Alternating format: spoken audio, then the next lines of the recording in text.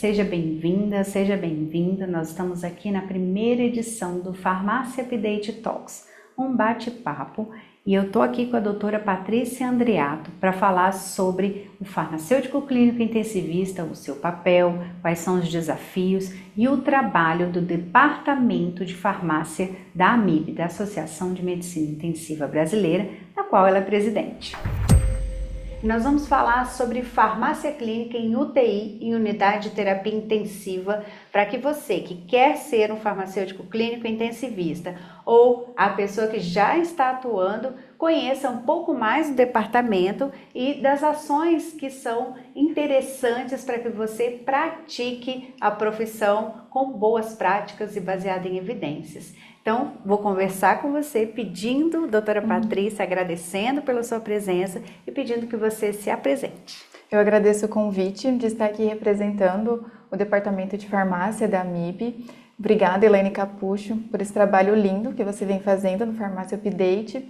Então, eu sou professora, eu sou farmacêutica clínica, né? Então hoje eu estou na condição de farmacêutica clínica e educadora, tanto para o curso de farmácia, medicina, odontologia, para os cursos de residência de enfermagem e farmácia também, da Universidade Estadual de Maringá. E você tem experiência prática, né? Sim, o meu intuito sempre foi esse, aliar a experiência profissional ao conhecimento da pesquisa também, caminhar junto, né, esses dois conhecimentos, pensando sempre no paciente crítico. Então, eu trabalhei 8 anos em um hospital privado, eu trabalhei na pandemia, no Hospital Universitário Regional de Maringá. Um grande desafio, né? Foi um grande desafio mesmo. Em relação à minha experiência profissional na terapia intensiva, são mais de 10 anos, então eu tenho a experiência do hospital privado e a experiência da pandemia também no hospital público. Então eu cuidava dessa UTI com 20 leitos, então eu tinha uma carga horária, eu precisava, para conseguir ter realmente esse cuidado ao paciente crítico, esse cuidado ao farmacêutico, eu precisava estender um pouco o horário justamente por conta do cenário da pandemia. A gente tinha também a falta de relação a alguns recursos, a parte também de profissionais que acabavam tendo a Covid também, ficando afastado. Então, foram 10 anos dentro da unidade de terapia intensiva. Então, no meu segundo ano, eu já senti que faltava algo. Então foi isso que me motivou a ir para o mestrado, seguir no doutorado também. Então eu não sou uma professora que seguiu na graduação, mestrado, doutorado, e eu estou na função de educadora na parte de farmacologia e farmácia clínica para esses alunos. Então eu sou alguém que eu tenho a experiência prática e eu aliei essa experiência prática com a pesquisa. Então, sempre pensando em como melhorar o meu conhecimento para que chegue realmente no paciente crítico e que esse conhecimento venha como um resultado de melhora no desfecho clínico desse paciente. Então, a partir do momento que eu me vi recém-formada dentro de uma unidade de terapia intensiva, então quando a gente pensa na formação desses farmacêuticos, então o que eu senti foi, eu preciso ter um conhecimento para eu conseguir discutir esses casos com o médico intensivista, com o infectologista, porque quando a gente fala do cenário da unidade de terapia intensiva, a gente está falando de um cenário dentro do hospital, onde vai estar acontecendo o maior consumo, né, de suprimentos, né, tanto de medicamentos, materiais hospitalares, nesse ambiente da unidade de terapia intensiva. E o complexo que né, esse ambiente é crítico, é complexo, muda toda hora, e você traz uma palavra fundamental, que é a formação. Nós, farmacêuticos, precisamos, assim como todo e qualquer profissional, estar em constante movimento para acompanhar a ciência que evolui todos os dias. E a gente não tem condições, né, Patrícia, de ler todos os artigos todos os dias, e por isso que a gente procura aqueles profissionais referência, aquelas instituições referência para se aprimorar. Então eu quero aproveitar e já te perguntar sobre as ações do Departamento de Farmácia da AMIB com esse papel, né, de trazer as boas práticas profissionais e levá-la até os farmacêuticos intensivistas. Então a AMIB, ela vem com um cuidado também na parte da formação, não apenas do médico intensivista, mas de toda a equipe multiprofissional. Então, nós temos departamentos de enfermagem, fisioterapia, o próprio departamento de farmácia, de fono, nutrição. E esses departamentos em si, eles vão trabalhando pensando na capacitação desses profissionais. Então, o departamento de farmácia da MIB, a gente tem conhecimento em relação à formação do farmacêutico clínico, como que esse farmacêutico, esse aluno de farmácia que fez a graduação, ele vai chegar dentro da unidade de terapia intensiva. Então, toda a parte de educação continuada, então nós temos cursos, webinars também, nós temos uma pós-graduação multiprofissional, nós temos o Congresso Brasileiro de Medicina Intensiva, a gente tem esse cuidado de levar o conhecimento, porque o cuidado ao paciente é multiprofissional. E quando ele chega no congresso, ele também vai ver a equipe de enfermagem ali que é atuante na palestra, vai ver o farmacêutico, o médico intensivista. Então, a gente tem esse cuidado em relação a levar esse conhecimento desde a parte de cursos, a gente faz a ação também com webinar. E é fundamental, Patrícia, você traz, o papel das sociedades científicas, né?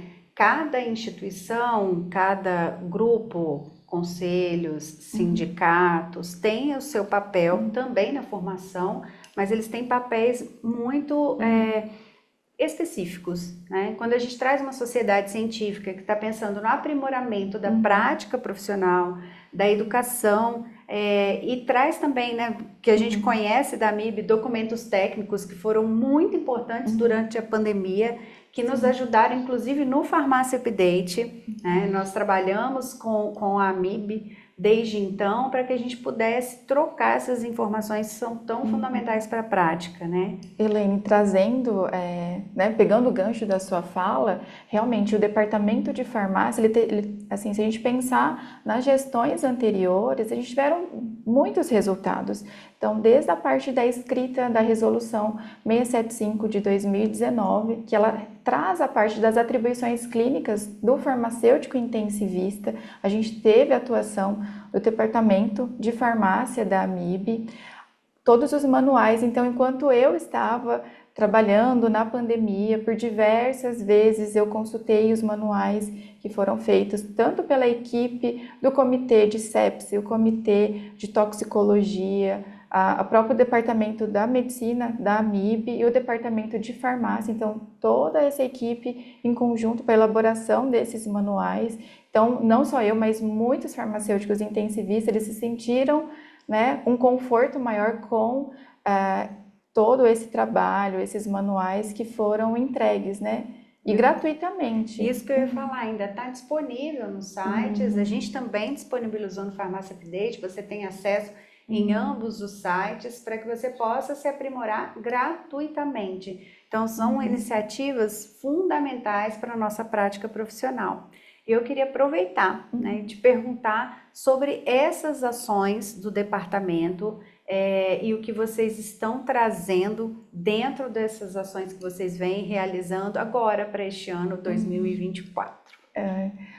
Esse primeiro trimestre para o departamento de farmácia foi bem, realmente muito puxado. Então, nós tivemos duas principais ações.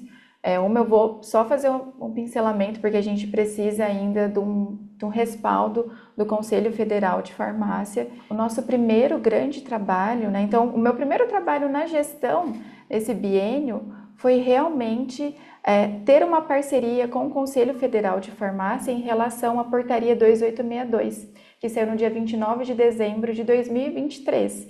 Então, pensa, eu assumi em janeiro de 2024 com um trabalho já sobre uma nota de repúdio. Então, eu faço agradecimento aqui também ao Conselho Federal de Farmácia por essa parceria. Então, o Departamento de Farmácia, né? Então, foi o meu primeiro grande trabalho ali, mas associado, né? Em conjunto com os demais membros do departamento. Então, nós escrevemos uma carta, então foi uma nota de repúdio e pedimos o apoio do Conselho Federal de Farmácia. Então, foi protocolado, o Conselho de Farmácia nos deu o apoio, já foi encaminhado ao Ministério da Saúde. Então, essa portaria, ela traz o dimensionamento em relação da equipe mínima multiprofissional para atuar na terapia intensiva. Então, traz a enfermagem, a equipe médica e onde que está o farmacêutico, né? Então, nós temos a resolução, a RDC 7 de 2010, ela já traz, né, o farmacêutico no beira-leito com assistência farmacêutica. Então, já coloca o farmacêutico dentro da unidade de terapia intensiva. Então, a gente tem uma função importante. Então, quando fala do cuidado do farmacêutico, né, o cuidado farmacêutico ao paciente crítico, a gente tem N, né, artigos que trazem o quê? Esses estudos trazem a importância do nosso papel em relação ao impacto, né, tanto no desfecho clínico desse paciente, redução de mortalidade, redução de PAV, se a gente pensar na taxa de internação também na unidade de terapia intensiva, então nós temos um trabalho muito importante. E quando a gente viu essa portaria 2862 de 2023, ele não traz o farmacêutico no dimensionamento da equipe mínima multiprofissional.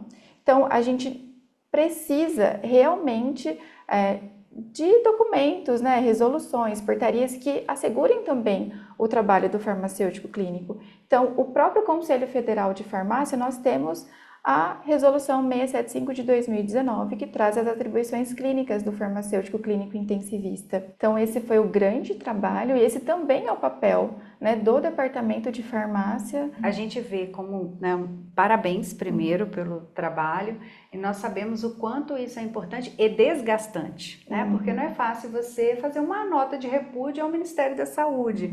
E eu participei como representante do grupo de trabalho de farmácia hospitalar da resolução, né, do Conselho Federal de Farmácia com vocês. Foi uma honra e aprendi muito, né, com as discussões do farmacêutico clínico intensivista, e já estive nos dois órgãos, Ministério da Saúde e Anvisa. Então, eu sei o quanto é difícil a comunicação interna, porque são órgãos muito grandes, e especialmente a comunicação entre instituições. Então, quando a gente tem uma resolução 7, lá de 2010, embora a gente saiba que precisa de atualização, e quando a gente vem para a resolução, né, para a portaria que retira o farmacêutico, nós precisamos sim lutar por isso. Então, parabéns, porque a gente sabe o quão desgastante é, e especialmente fazer essa comunicação, né?